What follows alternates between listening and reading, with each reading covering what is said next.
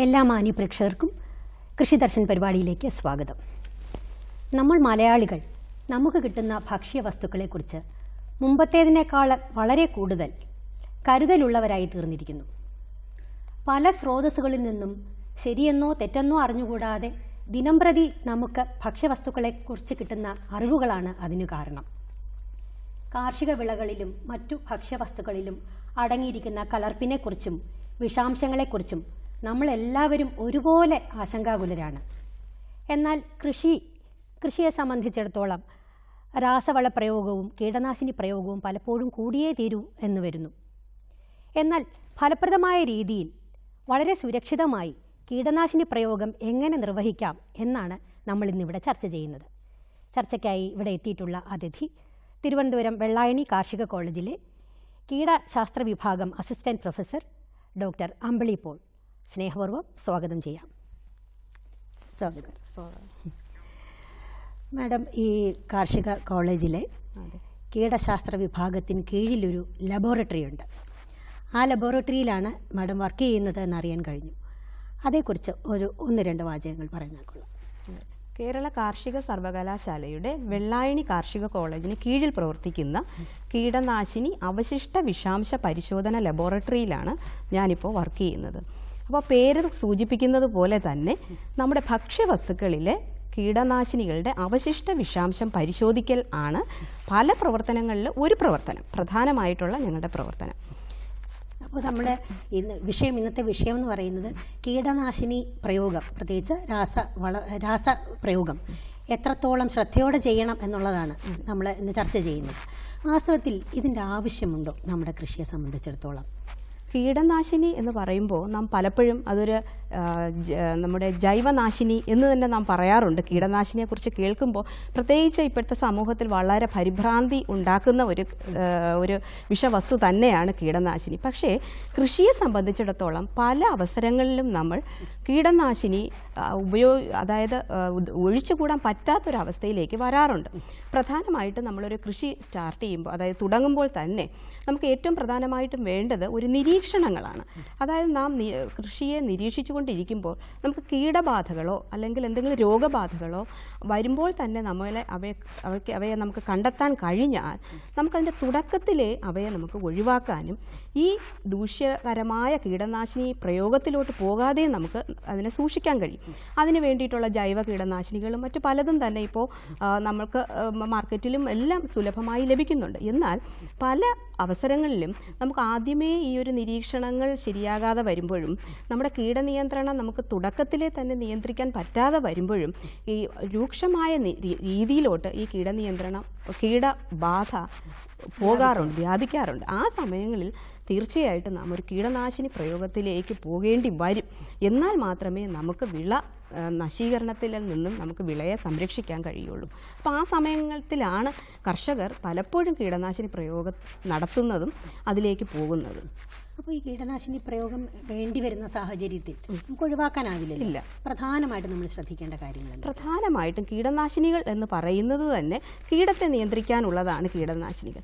അപ്പോൾ കീടനാശിനിയുടെ തിരഞ്ഞെടുപ്പ് വളരെ പ്രധാനം. ഏത് കീടനാശിനി ഏത് അവസരത്തിൽ ഉപയോഗിക്കണമെന്നുള്ളത് അത് കർഷകർക്ക് പല പരിശീലന പരിപാടികളിലൂടെയും ഒക്കെ ശാസ്ത്രജ്ഞരും മറ്റ് കൃഷി വിദഗ്ധരും എല്ലാം പഠിപ്പിച്ചിട്ടുണ്ട്. അതായത് ഒരു കീടത്തിന് എതിരായിട്ട് ഒരു പ്രത്യേക കീടനാശിനികളാണ് നാം ഉപയോഗിക്കാറ്. അപ്പോൾ ആ കീടനാശിനി കൃത്യമായി തിരഞ്ഞെടുക്കുക. അതിനേക്കാൾ ഉപരി കീടനാശിനിയുടെ തോത് എന്നുള്ളത് വളരെ പ്രധാനം. ഒരു കീടനാശിനി ഇന്ന തോതിൽ വേണം ആ വിളകളിൽ പ്രയോഗിക്കാൻ. അത് മാത്രം മതി അതിനെ നിയന്ത്രിക്കാൻ. പക്ഷേ പലപ്പോഴും സംഭവിക്കാറ് ഈ കീടനാശിനിയുടെ തോത് വളരെയധികം കൂടാറുണ്ട് കർഷകർ ഉപയോഗിക്കുമ്പോൾ. അപ്പം അതുമൂലം വളരെയധികം ആവാസ വ്യവസ്ഥകളുടെ പ്രശ്നങ്ങളും പരിസ്ഥിതി പ്രശ്നങ്ങളും മറ്റ് പല പ്രശ്നങ്ങളും ഉണ്ടാകാറുണ്ട്. അപ്പം അതുകൊണ്ട് തോത് വളരെ പ്രധാനം കീടനാശിനി ഉപയോഗിക്കേണ്ടത്. പിന്നെ ഞാൻ പറഞ്ഞു കീടനാശിനിയുടെ തിരഞ്ഞെടുപ്പ്. പിന്നെ വളരെ ശ്രദ്ധിക്കേണ്ടത് നമ്മുടെ ഒരു കീടനാശിനി ഉപയോഗിക്കാൻ എടുക്കുമ്പോൾ തന്നെ കീടനാശിനിയിൽ സർക്കാർ തന്നെ നിർദ്ദേശിച്ചിട്ടുള്ള ചില കാര്യങ്ങളുണ്ട്. പ്രധാനമായിട്ടും അതിനകത്തൊരു ത്രികോണ ഷേപ്പ് കാണാം. അതായത് അത് 4 തരത്തിലാണ് കാണാറ്. ലേബലാണ്. അത് തീർച്ചയായിട്ടും ലേബലിലെ ഒരു ഘടകം, വളരെ അത്യാവശ്യമായിട്ടുള്ളൊരു ഘടകമാണ്. അത് 4 നിറങ്ങളിൽ പ്രധാനമായിട്ടും അത് ചുമപ്പ്, മഞ്ഞ, നീല, പച്ച ഈ 4 നിറങ്ങളിലായിട്ടാണ് ഇത് കാണാറ്. അതായത് അതിൻ്റെ വിഷത്തിൻ്റെ വീര്യത്തിൻ്റെ അടിസ്ഥാനത്തിലാണ് ആ ഒരു ക്ലാസിഫിക്കേഷൻ വന്നിരിക്കുന്നത്. ഏറ്റവും വീര്യമുള്ളത്, അതായത് ഉപയോഗിക്കുന്ന വ്യക്തിക്ക് ഏറ്റവും ഹാനികരം, അതായത് വളരെ ദോഷകരമായിട്ടുള്ളതാണ് ഈ റെഡ് എന്ന് പറയുന്നത്, അതായത് ചുമപ്പ്. അത് കുറച്ചുകൂടെ തീവ്രത കുറഞ്ഞതാണ് മഞ്ഞ എന്നുള്ളത്. അത് കഴിഞ്ഞ് നീല, എന്നാൽ പച്ച വളരെ സുരക്ഷിതമാണെന്ന് വിചാരിക്കരുത്.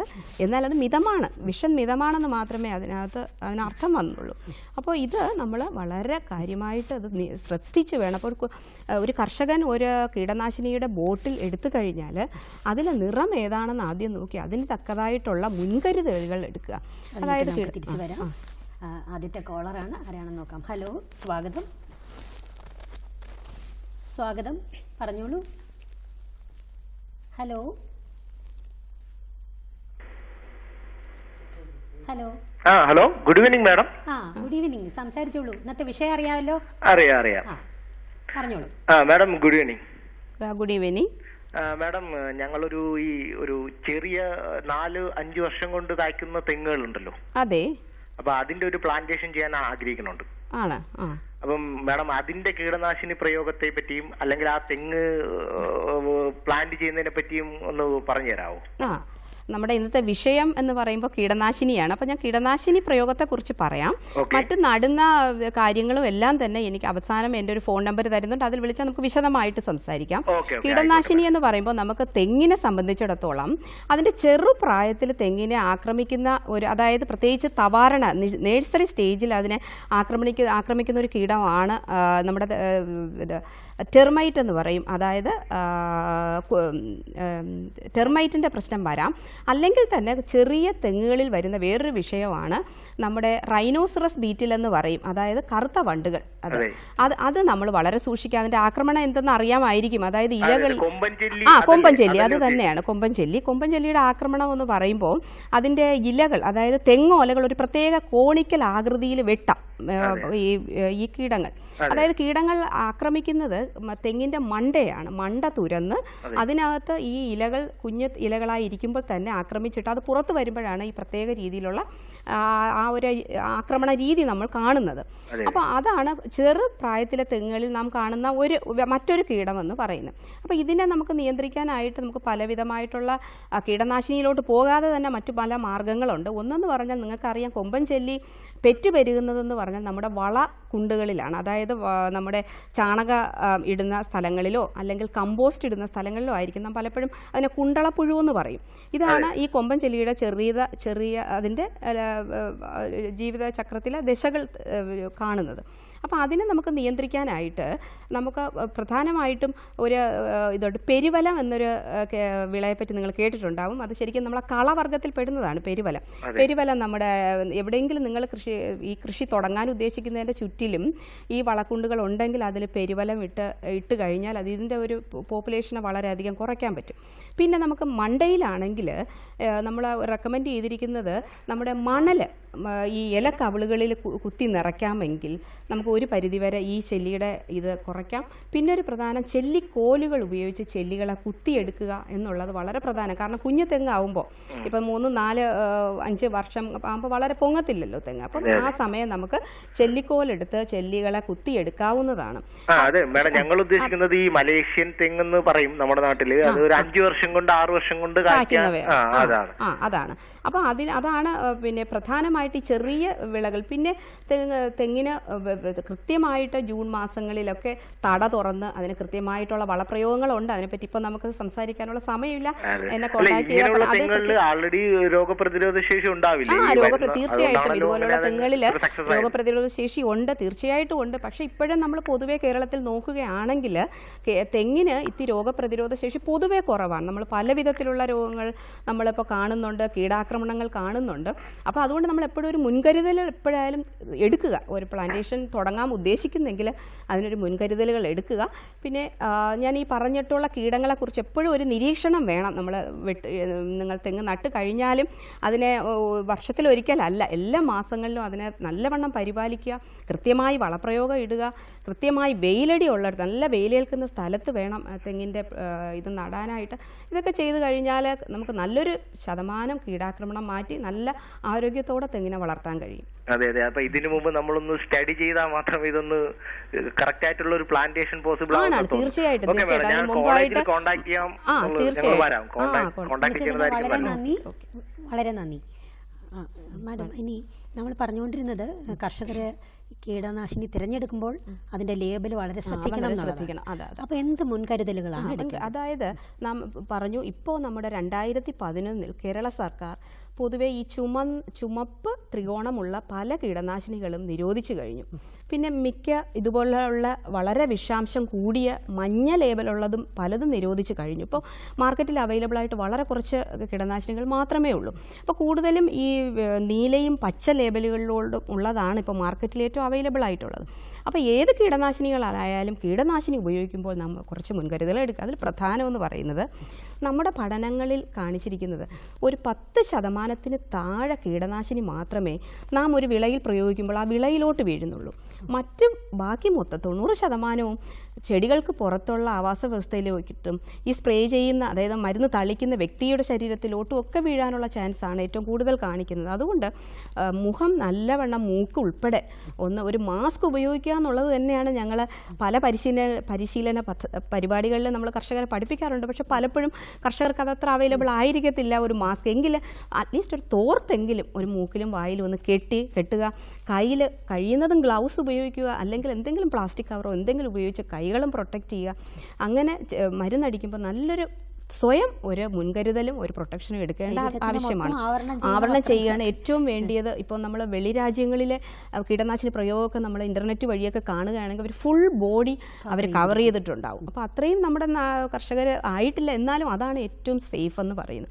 പിന്നെ കീടനാശിനി പ്രയോഗം കഴിഞ്ഞാൽ തന്നെ ശരീരം എല്ലാം കുളിച്ച് നല്ല വൃത്തിയായിട്ട് പിന്നെ എന്ത് ഭക്ഷണവും കഴിക്കാവൂ എന്നുള്ളതാണ് വളരെ മറ്റൊരു പ്രധാനപ്പെട്ട കാര്യം കീടനാശിനി പ്രയോഗത്തിൽ.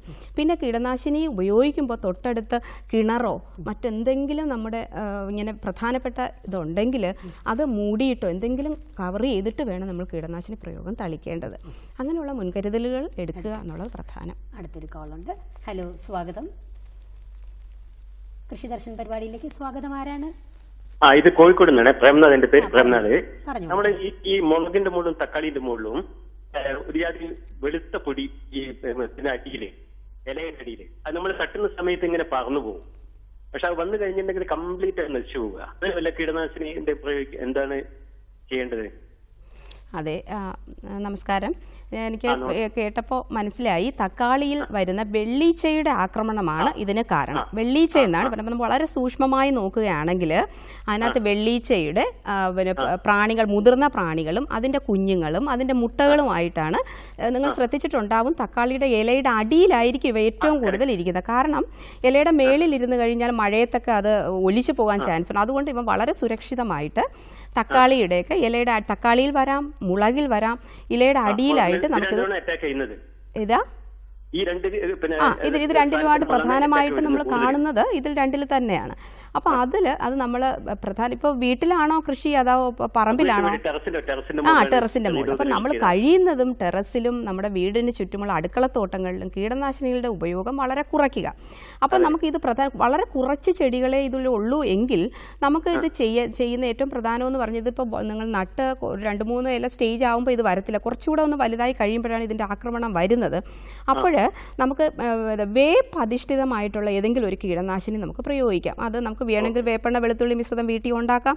അല്ലെങ്കിൽ വേപ്പിൽ അധിഷ്ഠിതമായിട്ടുള്ള നീമസോൾ, നിംബിസിഡിൻ ഇതുപോലുള്ള വളരെ മാർക്കറ്റിൽ അവൈലബിൾ ആണ്. അതെല്ലാം 4 മില്ലി 1 ലിറ്റർ വെള്ളത്തിലാണ് അതിൻ്റെ ഡോസ്.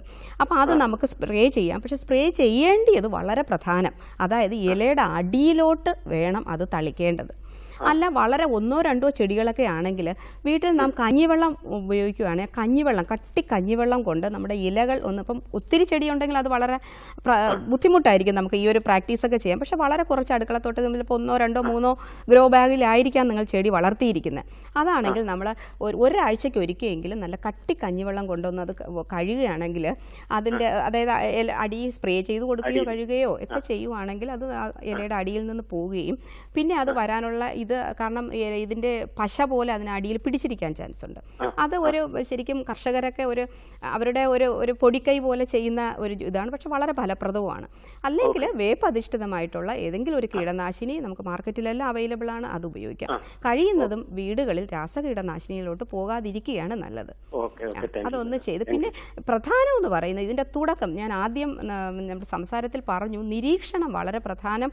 ആദ്യത്തെ 1-2 ഇലകളിൽ ഇതൊന്ന് പ്രത്യക്ഷപ്പെട്ട് കഴിഞ്ഞാൽ അപ്പോൾ തന്നെ ആ ഇല പറിച്ചൊന്ന് നശിപ്പിക്കാമെങ്കിൽ ഒരിക്കലും ഇതിൻ്റെ ബാധ മുകളിലോട്ടുള്ള ഇലകളിലോട്ട് സ്പ്രെഡ് ചെയ്യത്തില്ല, അതായത് വ്യാപിക്കത്തില്ല. അപ്പോൾ അതൊന്ന് ചെയ്താൽ തന്നെ നല്ലൊരു രീതിയിൽ നമുക്ക് കീടനിയന്ത്രണം അടുക്കളത്തോട്ടത്തിൽ നമുക്ക് ചെയ്യാവുന്നതാണ്. വിളിച്ചതിന് വളരെ നന്ദി. നമ്മൾ പറഞ്ഞുകൊണ്ടിരുന്നത് എടുക്കേണ്ട മുൻകരുതലുകളെ കുറിച്ചാണ്. മാഡം ഇപ്പോൾ പറഞ്ഞത് കേട്ടിട്ട് നമുക്ക് സാധാരണ നമ്മുടെ വീട്ടമ്മമാർക്കാണ് ഇത് ഏറ്റവും കൂടുതൽ ബാധിക്കുന്നത്. വളരെ പേടിയാണ് നമ്മൾ ഉപയോഗിക്കുന്ന പ്രത്യേകിച്ച് പച്ചക്കറികളിലൊക്കെ എന്തുമാത്രം വിഷമാണ് വരുന്നത്. നമ്മൾ ഓരോ ദിവസവും വാർത്തകൾ കേൾക്കുന്നു, കലർപ്പുകളുണ്ട്, വിഷമുണ്ട് എന്നൊക്കെ. അപ്പോൾ ഇപ്പോൾ ഈ വിപണിയിൽ ഇതിൻ്റെ കീടനാശിനികളുടെ അളവ് തന്നെ വളരെ കുറച്ചിട്ടുണ്ട്, കാഠിന്യം കുറച്ചവയാണ് ലഭ്യമാകുന്നതെന്ന് ഇപ്പോൾ പറഞ്ഞു. അത് വളരെ ആശ്വാസകരമായ കാര്യമായിട്ട് തോന്നുന്നുണ്ട്. അപ്പോൾ വീടുകളിൽ നമ്മുടെ പച്ചക്കറി നിത്യോപയോഗ സാധനങ്ങളായിട്ട് വരുന്ന പച്ചക്കറികളിൽ അതിലുള്ള വിഷാംശം മാറ്റാനായിട്ട് നമ്മൾ എന്താ ചെയ്യേണ്ടത്? അപ്പോൾ ഞാൻ വർക്ക് ചെയ്യുന്ന ലബോറട്ടറിയിൽ തന്നെ ഞാൻ പറഞ്ഞു കഴിഞ്ഞു. അപ്പോൾ ആ ലബോറട്ടറിയിൽ ഞങ്ങൾ പല പഠനങ്ങളും നടത്തുകയുണ്ടായി. അപ്പോൾ നമ്മൾ ഈ പച്ചക്കറികളിൽ നിന്നും കീടനാശിനി അവശിഷ്ട വിഷാംശം മാറ്റാനായിട്ട് പല നിരീക്ഷണങ്ങൾ ഞങ്ങൾ നടത്തിയിട്ടുണ്ട് ഞങ്ങളുടെ ലബോറട്ടറിയിൽ.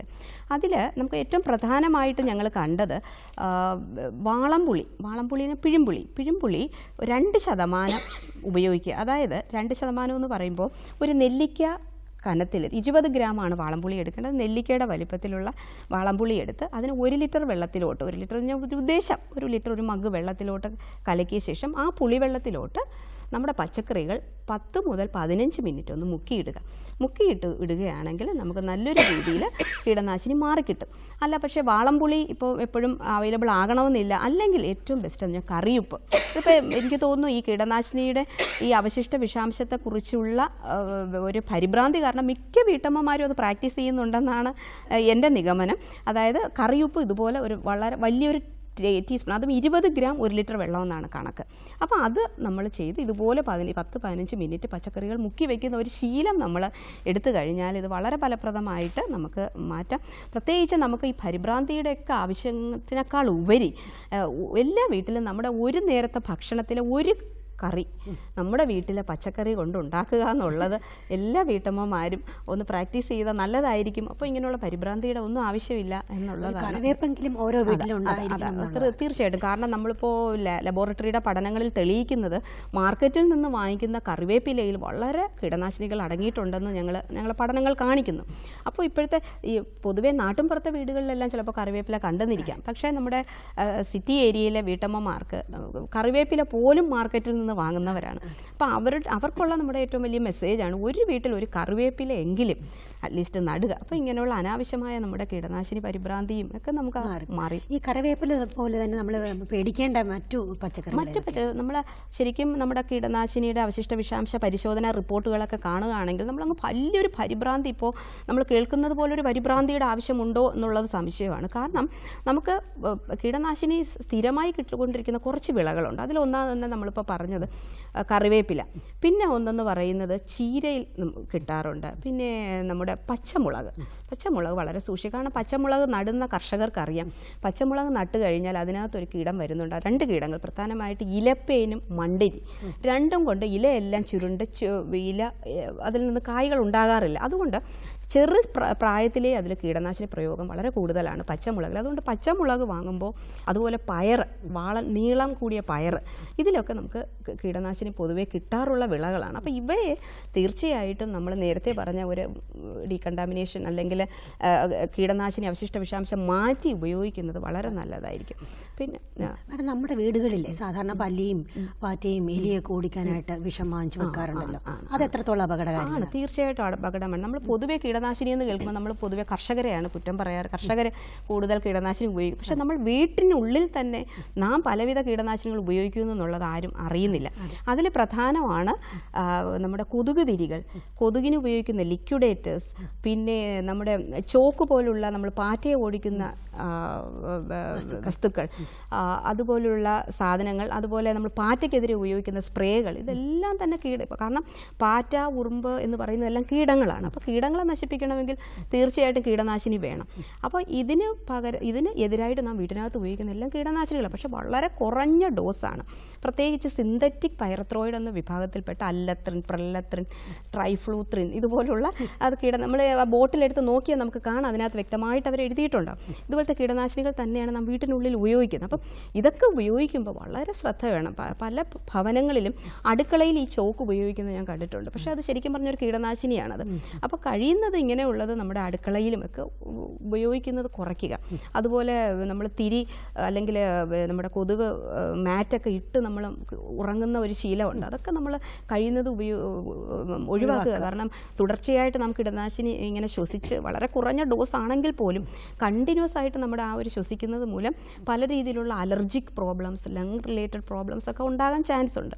അപ്പോൾ കഴിയുന്നതും അതൊക്കെ ഒഴിവാക്കി നാം ഇതുപോലുള്ള തിരികളോ മാറ്റുകളോ ഒക്കെ കത്തിച്ച് വെച്ചിട്ട് നാം കൊതുകിനെ മാക്സിമം ഒഴിവാക്കിയ ശേഷം അതൊക്കെ ഓഫ് ചെയ്തിട്ട് ഉറങ്ങാനുള്ള ഒരു ശീലം നാം ഉണ്ടാക്കിയെടുക്കുന്നത് വളരെ നല്ലതായിരിക്കും. മാഡം, വളരെ പരിമിതമായ സമയത്തിനുള്ളിൽ കീടനാശിനി പ്രയോഗത്തെക്കുറിച്ചും അതിൽ നമ്മൾ എടുക്കേണ്ട മുൻകരുതലുകളെക്കുറിച്ചും മാഡം വളരെ വിശദമായി പറഞ്ഞു തന്നു. കർഷകനും സാധാരണ ഒരു വീട്ടമ്മയ്ക്ക് ഇത് വളരെ ഉപകാരപ്പെട്ടു എന്ന് തന്നെ ഞാൻ കരുതുകയാണ്. ഇത്രയും വിവരങ്ങൾ പങ്കുവച്ചതിന് വളരെ നന്ദി. ഇനി ധാരാളം സംശയങ്ങൾ പ്രേക്ഷകർക്ക് ഇതുമായിട്ട് ബന്ധപ്പെട്ട് ഉണ്ടാകാം. നേരിട്ട് വിളിച്ച് സംസാരിക്കാവുന്നതാണ്. അഡ്രസ്സ് പറയാം: ഡോക്ടർ അമ്പിളി പോൾ, അസിസ്റ്റന്റ് പ്രൊഫസർ കീടശാസ്ത്ര വിഭാഗം, കാർഷിക college, Vellayani, Thiruvananthapuram. Phone number 9446617911.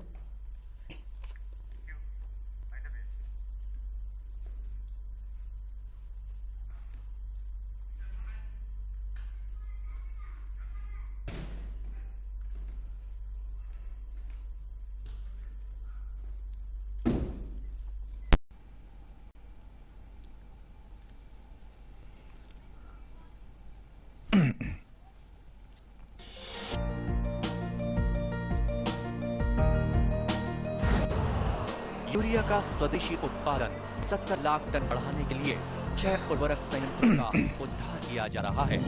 FCIL के गोरखपुर, सिंदरी, तलचर और रामागुंडम संयंत्र, HFCL की बरौनी इकाई और BVFCL की नामरू फोर्थ। सोने पर सुहागा ये है कि देश में बनेगा सिर्फ नीम लेपित यूरिया, क्योंकि इससे होगा किसानों का फायदा ही फायदा।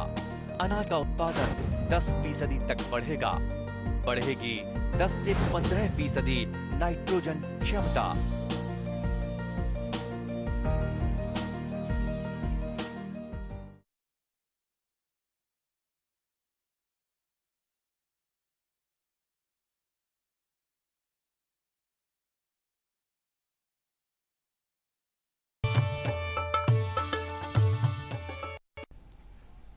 നമസ്കാരം. ദൂരദർശൻ കാർഷിക വാർത്തകളിലേക്ക് സ്വാഗതം. പ്രധാന വാർത്തകൾ: കോഴി വളർത്തൽ, കാലി വളർത്തൽ എന്നിവ കൃഷിയായി അംഗീകരിക്കും. ക്ഷീരകർഷക സുരക്ഷാ പദ്ധതിയിൽ ഇപ്പോൾ അംഗമാകാം. വിശദമായ വാർത്തകളിലേക്ക്. കോഴി വളർത്തൽ, കന്നുകാലി വളർത്തൽ എന്നിവ ഉപജീവന മാർഗമാക്കിയവർക്ക് മറ്റു കർഷകർക്ക് ലഭിക്കുന്നത് പോലുള്ള വായ്പകളും സൗജന്യ നിരക്കിലുള്ള വൈദ്യുതിയും നികുതി ഇളവുകളും നൽകുമെന്ന് മുഖ്യമന്ത്രി ബജറ്റ് ചർച്ചയ്ക്കുള്ള മറുപടിയിൽ പ്രഖ്യാപിച്ചു. കോഴി വളർത്തലും കന്നുകാലി വളർത്തലും കൃഷിയായി അംഗീകരിക്കും. സമഗ്ര കർഷക വികസനത്തിന്റെ ഭാഗമായി 54 നിയോജക മണ്ഡലങ്ങളിൽ കൂടി നിറവ് പദ്ധതി. കൂടാതെ കേരളത്തിലുടനീളം ഹരിത മൈത്രി കാർഷിക വിപണികൾ ആരംഭിക്കും. കൃഷി വകുപ്പിന്റെ കീഴിലുള്ള ആലുവ സ്റ്റേറ്റ് സീഡ് ഫാമിൽ എക്സ്പ്ലോഡ് എന്ന ജൈവ കീടനാശിനിയും അമിനോഫിഷ് എന്ന മത്സ്യവളവും വാണിജ്യാടിസ്ഥാനത്തിൽ നിർമ്മിച്ച് വിതരണം നടത്തുന്നു. ഗോമൂത്രം, കൊന്നയില എന്നിവയിൽ നിന്നുണ്ടാക്കുന്ന കീടനാശിനിയാണ് എക്സ്പ്ലോഡ്. ഇത് കീടങ്ങളെ അകറ്റാൻ ഏറെ ഫലപ്രദമാണ്. അമിനോഫിഷ് വളം ചെടികളുടെ വളർച്ചാ ഉത്തേജകമായും കീടനാശിനിയുമായും പ്രവർത്തിക്കുന്നു. വിശദവിവരങ്ങൾക്ക് ബന്ധപ്പെടാവുന്ന ഫോൺ നമ്പർ 9444465365.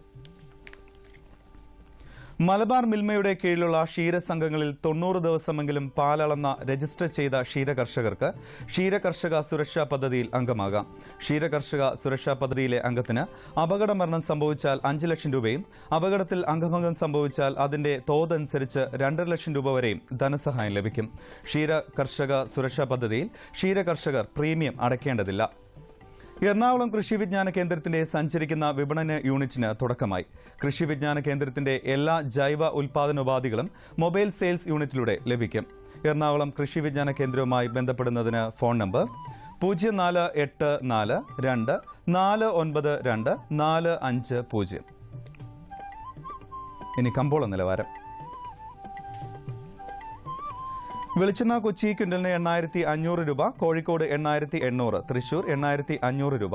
കൊപ്ര കൊച്ചി 5820, കോഴിക്കോട് 5800, തൃശൂർ 8050. കുരുമുളക് അൺഗാർബിൾഡ് 63100, ഗാർബിൾഡ് 66100. ചുക്ക് മീഡിയം 17000, ബെസ്റ്റ് 18500. മഞ്ഞൾ Salem 11100, ഈറോഡിൽ 11300. Kochi rubber RSS 5ാം grade 9200, rubber RSS 4ാം grade 9300. Kottayam rubber RSS 5ാം grade 9200, rubber RSS 4ാം grade 9400 രൂപ. കമ്പോള നിലവാരം കൊച്ചിയിൽ. വെളിച്ചെണ്ണ ക്വിന്റലിന് 8400 രൂപ, കൊപ്ര 5820, പിണ്ണാക്ക് എക്സ്പെല്ല 2100, റോട്ടറി 2400. കുരുമുളക് അൺഗാർബിൾഡ് 63100, ഗാർബിൾഡ് 66100, ചുക്ക് മീഡിയം 17000, ബെസ്റ്റ് 18500. അടയ്ക്ക പുതിയത് 20000 രൂപ മുതൽ 22500 രൂപ വരെ. ജാതിക്ക തൊണ്ടൻ കിലോഗ്രാമിന് 180 രൂപ മുതൽ 220 രൂപ വരെ. ജാതിക്ക തൊണ്ടില്ലാത്തത് 380 മുതൽ 400 വരെ. ജാതിപത്രി 650 മുതൽ 925 വരെ. ഗ്രാമ്പു 775 രൂപ.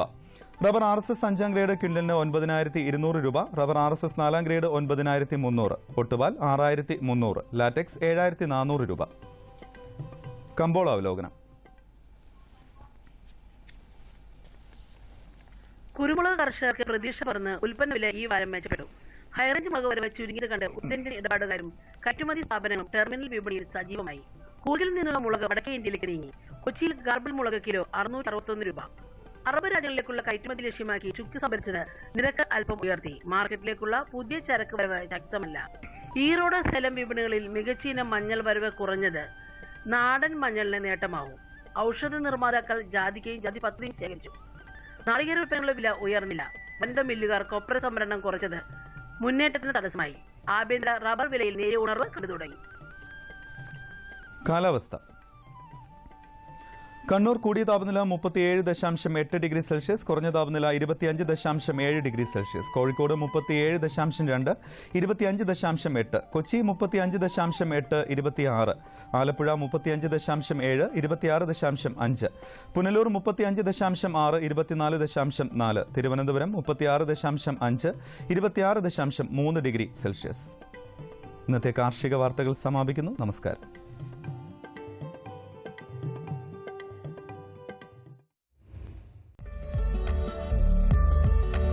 പുതിയ ടെക്നിക്ക് എല്ലാവർക്കും ഇഷ്ടമാണ്. ഞാനും എന്റെ പാടം ഒരുക്കാനും വിത്തിറക്കാനും ഉഴാനും മണ്ണളക്കാനും മറ്റും ചെറിയ മെഷീനുകൾ ആവശ്യാനുസരണം വാങ്ങി. ഞാൻ എന്റെ പാടത്തെ മെഷീൻ പ്രയോഗിച്ചപ്പോൾ ജോലി പെട്ടെന്നായി, എളുപ്പവുമായി. കൃഷിക്ക് മെഷീൻ ഉപയോഗിച്ചപ്പോ എനിക്ക് നല്ല വിളവ് കിട്ടി, കൂടുതൽ ലാഭവും. ചെറിയ മെഷീൻ ഞങ്ങളുടെ സ്വന്തമാണ്, പക്ഷെ വലിയ മെഷീൻ ഞങ്ങൾ സംഘം ചേർന്ന് വാങ്ങി. കർഷക സഹോദരരെ, നിങ്ങളും ഉന്നത മെഷീനും ഉപകരണങ്ങളും വാങ്ങുന്നതിന് ധനസഹായം പ്രയോജനപ്പെടുത്തൂ. വരുമാനം ഉയർത്തൂ, സമൃദ്ധി കൈവരിക്കൂ.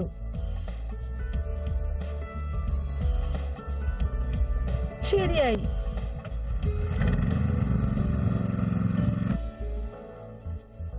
ഞാൻ ആലോചിച്ചു മോനെ, നിന്നെ ഞാൻ കൃഷി എഞ്ചിനീയർ തന്നെ ആക്കും.